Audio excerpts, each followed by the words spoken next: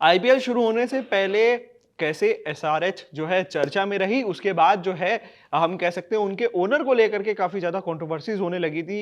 हम गावस्कर को भी हमने देखा, उस पर जो है उन्होंने स्टेटमेंट दिया। उसके बाद भी बहुत सारे जो है रिएक्शंस आने लगे। हम उस पर आज डिस्कशन करेंगे, पाकिस्तान का एंगल भी बात करेंगे और क्रिकेट में जो लेटेस्ट अपडेट्स हैं उन पर भी बात करेंगे। हमारे साथ देव सर मौजूद है। सर, क्या है सबसे बड़ी ब्रेकिंग न्यूज? देखिए कि ये मतलब दिन ब दिन ये बवाल बढ़ता ही चला जा रहा है। शुरू यहाँ से हुआ कि 100 का ऑक्शन हुआ था पिछले हफ्ते। उसमें कई सारी आईपीएल के ओनर्स, जैसे काव्या मरान हो गई सनराइजर्स के, अंबानीज थे, एमआई लंदन के ओनर्स हैं वो, संजीव गोयनका, फिर जीएमआर ग्रुप, ये सब लोग सबने फ्रेंचाइजीज लिए हुए हैं। मतलब किसी ने 100% ओनरशिप है, किसी का 40%, 45%, 50% ओनरशिप है, बट सबका स्टेक है। 100 एक लीग है यूके में, उसमें लिया हुआ है। तो इसका पहली बार ये सारे इंडियन जो ओनर्स हैं, ये लोग पहली बार 100 के मेंस ऑक्शन में, विमेंस ऑक्शन में पार्टिसिपेट कर रहे थे। अब विमेंस ऑक्शन में तो कोई भी पाकिस्तान का प्लेयर खरीदा नहीं गया, लेकिन मेंस ऑक्शन में 2 या 3 पाकिस्तान के क्रिकेटर्स थे जिनको खरीदा गया। अनफॉर्चुनेटली सिर्फ एक ही ऐसा पाकिस्तान का क्रिकेटर था जो इंडियन आईपीएल ओनर्स के पास गया, और अनफॉर्चुनेटली सबको पता ही है कि वो वो काव्या मरान काव्या के मरान के पास। सनराइजर्स लीड्स के पास। बाकी जो 2-3 और क्रिकेटर्स खरीदे गए थे, जैसे उस्मान तारिक थे, वो ऑल्दो 100 में खरीदे गए, बट उन जो टीम थी बर्मिंघम फीनिक्स, वो उनका कोई कनेक्शन नहीं है इंडियन आईपीएल ओनर्स के साथ। तो उन पे इतना बवाल नहीं हो रहा है जितना कि काव्या मरान पे उनका जो हमने इस पे पहले डिस्कशन भी की थी कि सनराइजर्स लीड्स की टीम की जो सोशल मीडिया अकाउंट था जी, उसको बंद करना पड़ा। उसको इतना सस्पेंड हो गया था जाकर के। हाँ। बिल्कुल सस्पेंड हो गया था कि क्योंकि इतना ज़्यादा अब्यूसिव लैंग्वेज उनको झेलना पड़ रहा था, इस वजह से, क्योंकि उन्होंने अबरार अहमद, जिन्होंने आपको याद होगा कि ट्रोल किया था ऐसे इंडियन ऐसे टीम को करके, भी, हाँ हाँ। काफ़ी ट्रोल भी किया था फिर उसके उनके बाद वो भी ऐसे ही ऐसे हो गए थे। बिल्कुल हरकतों के साथ। एंड बिल्कुल ही पॉपुलर फिगर नहीं है अबरार अहमद, लेग स्पिनर हैं। उनको ऑलमोस्ट 3 करोड़ के सैलरी में, 2.94 करोड़ की सैलरी में उनको खरीदा सनराइजर्स लीड्स ने। तो फैंस का ये कहना है कि कोई ऐसा लेग स्पिनर नहीं था कि मतलब अबरार अहमद के बजाय, या ऐसा कोई स्पिनर नहीं था, ऐसा कोई बॉलर नहीं था कि अबरार अहमद को ही खरीदना पड़ा। उनका जो सनराइजर्स लीड्स के जो हेड कोच हैं, और इनफैक्ट वो सनराइजर्स हैदराबाद के भी लीड कोच हैं, डैनियल वेटोरी, उनका ये कहना था कि ऑक्शन में उनका पहला एम तो खरीदना था आदिल रशीद को, इंग्लैंड के लेग स्पिनर, लेकिन क्योंकि दूसरी टीम उनको ऑलरेडी खरीद के ले गई, तो सेकंड बेस्ट ऑप्शन उनके लिए अबरार अहमद था। उन्होंने ये जस्टिफाई किया था। बट उसके बाद सबसे बड़ा बयान जो आया है वो farmer India cricketer, Indian cricket legend Sunil Gavaskar ने दिया है। उनका ये कहना है कि इस तरह से काव्या मरान का और सनराइजर्स लीड्स का अबरार अहमद को खरीदना एक तरह से इंडिया का टेररिज्म को स्पॉन्सरशिप करने के जैसे बराबर है, कि आप 2.94 एज इफ आप दे ही उस चीज के लिए रहे हो। पाकिस्तान के टेररिस्ट को दे रहे हो। तो इसको लेके काफ़ी बवाल शुरू हो गया है, क्योंकि इसमें मैं सनराइजर्स टीम को ब्लेम नहीं करूँगा। ये मतलब मुझे लगता है कि सुनील गावस्कर की तरफ से एक बहुत ही स्ट्रॉन्ग एंड बहुत ही कंट्रोवर्शियल स्टेटमेंट है, क्योंकि मे बी एक तरह से वो सही भी हैं कि शायद ये अमाउंट घूम फिर के पाकिस्तान एज अ पहुंचेगा। नेशन उन तक पहुँच रहा है, और वो किस पर्पज़ के लिए यूज़ हो रहा है हमें नहीं पता। लेकिन इस तरह से मतलब क्रिकेट को और टेररिज्म को जोड़ना एक तरह से ठीक नहीं है।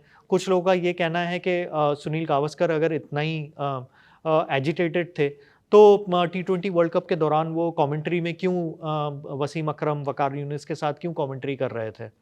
उन्होंने क्यों सवाल नहीं उठाया कि टीम इंडिया जब पाकिस्तान के अगेंस्ट में एशिया कप में 3-3 बार एशिया कप में खेली, टी20 वर्ल्ड कप में क्यों इतना हाथ पैर और जोड़ जबकि के। उस टाइम पे इंडियंस मांग कर रहे थे कि मैच को बॉयकॉट करना चाहिए, बिल्कुल, उस टाइम बिल्कुल, पे भी उन्होंने खेला था। बिल्कुल। क्योंकि आप इनडायरेक्टली तो जो भी रेवेन्यू जनरेट होता है पाकिस्तान के बोर्ड को भी मिलता है। इंडिया पाकिस्तान के मैचेस में से जो भी रेवेन्यू जनरेट हो रहा है, T20 वर्ल्ड कप ने आईसीसी ने जो भी रेवेन्यू जनरेट किया है, एशिया कप के दौरान एसीसी ने जो भी रेवेन्यू जनरेट किया था, एक बार नहीं 3-3 बार मैच हुए और तीनों के तीनों बहुत ही कंट्रोवर्शियल मैचेस थे, बहुत ही ज़्यादा बैड बिहेवियर था पाकिस्तान की तरफ से। हम उनके मोहसिन नकवी तो ट्रॉफी लेके ही भाग गए। ट्रॉफी आज चोरी तक कर वो ली और उनके खुद ही प्लेयर्स भी बोल रहे हैं, उस पर भी बात कर लेते हैं सर। हाँ, आगे चल के। तो वो ट्रॉफी आज तक नहीं मिली है। तो मतलब अगर आपको सवाल उठाना ही है तो उस टाइम पे क्यों नहीं उठाया कि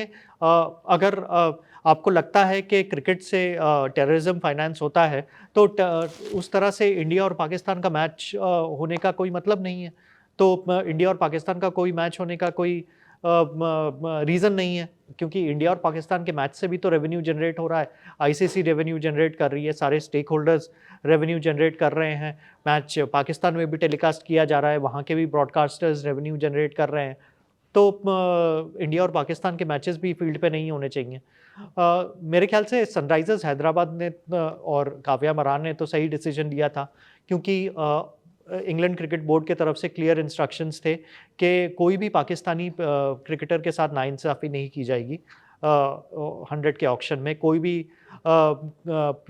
कंट्री के क्रिकेटर्स के अगेंस्ट बायस नहीं होगा, चाहे वो बांग्लादेश हो, पाकिस्तान हो या कोई भी क्रिकेटर हो, उनके बेस और अगर इस तरह का बायस अगर कोई भी ओनर या टीम अगर रखती है तो बहुत ही कड़ा डिसीजन लिया जाएगा। इंग्लैंड क्रिकेट बोर्ड लेगी इसके ऊपर। तो उन्होंने मेरे ख्याल से एक अच्छा ही डिसीजन लिया था कि may be the best possible sir, choice but जो था। क्या काव्या मरान इसमें होल सोल अकेले वही रिस्पॉन्सिबल है? क्योंकि पार्टनरशिप भी हम लोगों ने देखा कि वो 100% आप ओनरशिप है आपकी नहीं है उस टीम में, तो उस पे भी वो फैक्टर भी सामने आ जाता है। तो क्या इसके लिए होल सोल काव्या मरान को जिम्मेदार ठहराना सही होगा? देखिए इस केस में काव्या मरान के जो सन टीवी ग्रुप है उन्होंने 1000 करोड़ स्पेंड करके पूरा 100% ओनरशिप टीम का खरीद लिया है।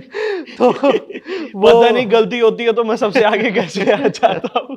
तो वो इसमें इंग्लैंड क्रिकेट बोर्ड को या मतलब वहाँ के काउंटी को ब्लेम नहीं कर सकते हैं। अब मान लीजिए अंबानी जो हैं उन्होंने 49% स्टेक लिया है, बाकी एमआई लंदन का जो स्टेक है वो वहाँ के काउंटी टीम के साथ स्टेक वो है। मैनचेस्टर सुपर जायंट्स जो हैं संजीव गोयनका, उन्होंने भी अराउंड 49% का ही स्टेक लिया है। तो उनके डिसीजंस 100% उनके डिसीजंस नहीं है, लेकिन इस केस में तो काव्या मरान का डिसीजन है तो उनका ही डिसीजन है। बट सर, अच्छा, एज अ क्रिकेट उसके आपसे बात करें जो आप क्रिकेट कवर करते हुए आ रहे हैं, आप इस चीज़ को कैसे देखते हैं कि इसमें स्पोर्ट्स में पॉलिटिक्स कितनी इन्वॉल्व होना सही है और कितना गलत है? देखिए स्पोर्ट्स और पॉलिटिक्स को तो अब अलग रखना इम्पॉसिबल हो गया है, क्योंकि हमने देखा कि दिन ब दिन स्पोर्ट्स एंड पॉलिटिक्स दिन ब दिन बढ़ता ही जा रहा है। पॉलिटिक्स का इन्वॉल्वमेंट स्पोर्ट्स के अंदर चाह के भी आप स्पोर्ट्स को अलग नहीं रख सकते हैं, क्योंकि हमने देखा कि किस तरह से नो हैंडशेक पॉलिसी इम्प्लीमेंट की गई थी एशिया कप के दौरान, और एशिया कप वाला वही no handshake policy world cup तक कंटिन्यू हुई है। तो अगर आप स्पोर्ट्स एंड पॉलिटिक्स को कम्प्लीटली अलग रखना चाहते हो तो ये नो हैंडशेक पॉलिसी को भी आपको कैंसिल करना पड़ेगा। आपको ये जो ट्रिब्यूट्स देते हो ऑपरेशन सिंदूर और ये सब के लिए, इन सब को भी आपको परे रखना पड़ेगा। तो स्पोर्ट्स एंड पॉलिटिक्स को अलग रखना तो ऑलमोस्ट इम्पॉसिबल है आजकल। आगे बढ़ते हैं। एक और किस्सा है, पाकिस्तान में खुद के क्रिकेटर खुद मोहसिन नकवी को ट्रॉफी चोर बोल दे रहे हैं। देखिए अब जो चीज़ रियलिटी है वो तो रियलिटी है ही। तो ट्रॉफी तो अभी तक चोर मोसेरे भाई। तो अभी ट्रॉफी तो वापस मिली ही नहीं है हमको। एशिया कप की ट्रॉफी पता नहीं कब मिलेगी हमको वापस। ये दोनों में से कोई भी पार्टी नहीं बता पा रही है, क्योंकि आप देखिए मोहसिन नकवी भी अपने स्टैंड पे अड़े हुए हैं कि बीसीसीआई को उनके पास जाना पड़ेगा, हाथ फैला के उनसे ट्रॉफी वापस मांगनी पड़ेगी। और सिर्फ बीसीसीआई नहीं, इंडियन कैप्टन सूर्य कुमार यादव को उनके पास जाना पड़ेगा, उनके ऑफिस में जाना पड़ेगा। तो मुझे नहीं लगता कि ये होने वाला है। मतलब I don't see this happening, मतलब फ्यूचर में भी ऐसा इस तरह का रख लो सिनेरियो ट्रॉफी कभी तो भी नहीं हाँ। होने वाला।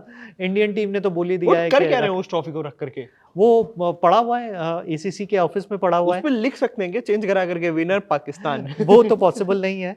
अब मेरे ख्याल से मुझे जितना लगता है कि I think Indian team BCCI भी वेट कर रही है कि मोहसिन नकवी का जो टेन्योर है एज एसीसी प्रेसिडेंट कब खत्म होगा, और जो भी अगला एसीसी का प्रेसिडेंट बनेगा वो I think trophy hand over कर देगा तो बीसीसीआई को। तो कहीं ना कहीं देखिए आपने पाकिस्तान की भी हरकतें देख ली और आपने देख लिया कि कैसे पाकिस्तान के एक प्लेयर को कोई टीम खरीद ले रही है तो वो दिक्कत में आ जा रही है। कहीं ना कहीं पाकिस्तान जो है एक सरदर्द बन चुका है दूसरों के लिए भी और बाकी टीमों के लिए भी। इस पे जो भी अपडेट होगा देते रहेंगे आपको, बने रहे हमारे साथ, देखते रहे cricket country. Thank you for watching. Thank you.